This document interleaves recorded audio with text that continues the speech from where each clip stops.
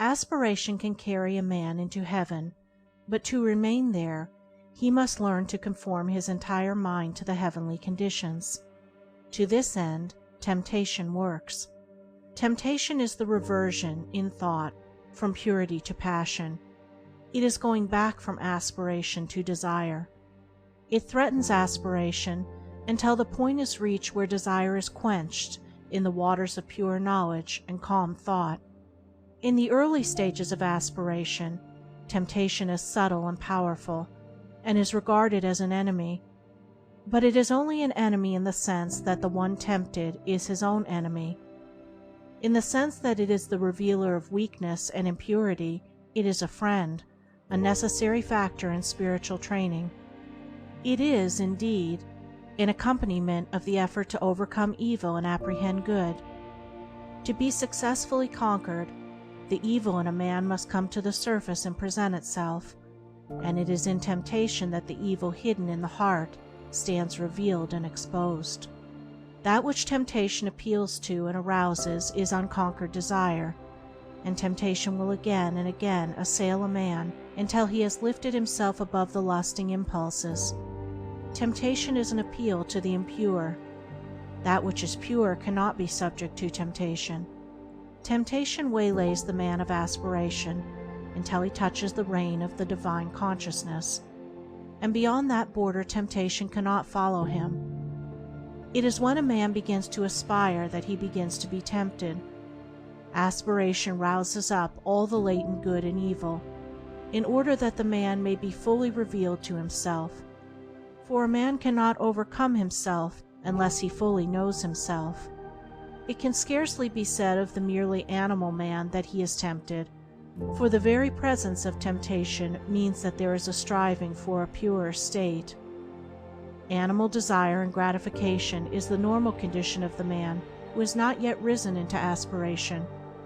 He wishes for nothing more, nothing better, than his sensual enjoyments, and this, for the present, satisfied. Such a man cannot be tempted to fall, for he has not yet risen.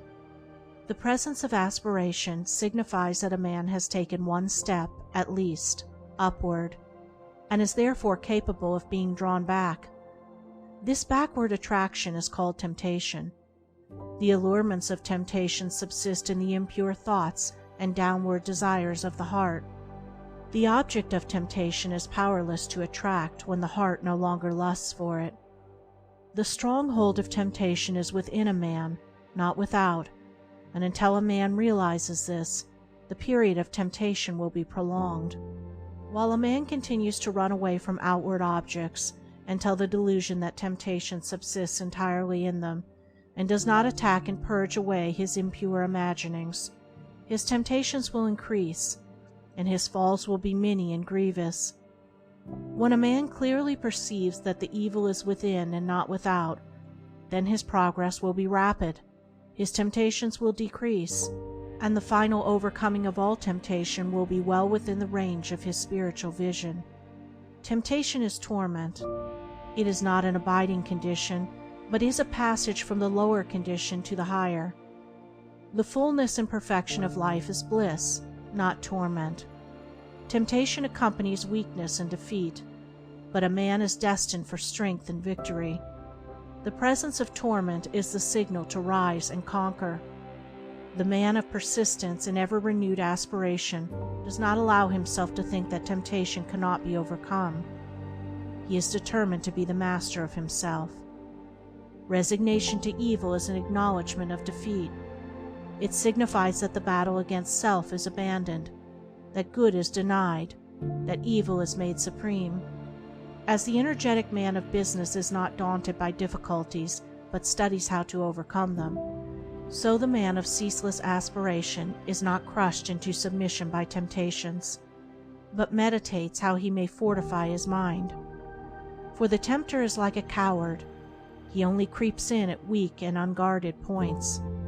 The tempted one should study thoughtfully the nature and meaning of temptation, for until it is known it cannot be overcome. A wise general, before attacking the opposing force, studies the tactics of his enemy. Likewise, He who is to overcome temptation must understand how it arises in his own darkness and error, and must study, by introspection and meditation, how to disperse the darkness and supplement the error by truth. The stronger a man's passions, the fiercer will be his temptations, the deeper his selfishness, the more subtle his temptations, the more pronounced his vanity, the more flattering and deceptive his temptations. A man must know himself if he is to know the truth. He must not shrink away from any revelation which will expose his error. On the contrary, he must welcome such revelations, as it aids to that self-knowledge which is the handmaid of self-conquest. The man who cannot endure to have his errors and shortcomings brought to the surface and made known, but tries to hide them, is unfit to walk the highway of truth. He is not properly equipped to battle with and overcome temptation. He who cannot fearlessly face his lower nature cannot climb the rugged heights of renunciation. Let the tempted one know this, that he himself is both tempter and tempted, that all his enemies are within, that the flatterers which seduce, the taunts which stab, and the flames which burn, all spring from that inner region of ignorance and error in which he has hitherto lived. Knowing this, let him be assured of complete victory over evil. When he is sorely tempted, let him not mourn therefore, but let him rejoice in that his strength is tried and his weaknesses exposed. For he who truly knows and humbly acknowledges his weaknesses will not be slow in setting about the acquisition of strength.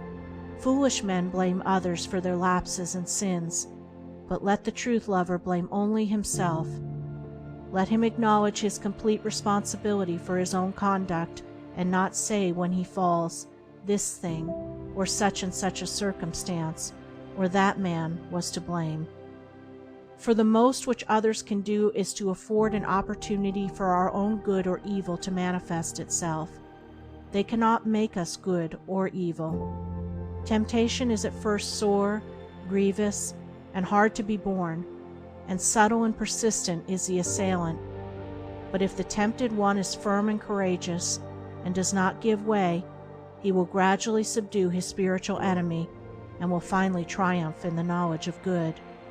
The adverse one is compounded of a man's own lust, selfishness, and pride. When these are put away, evil is seen to be naught, and good is revealed in all victorious splendor.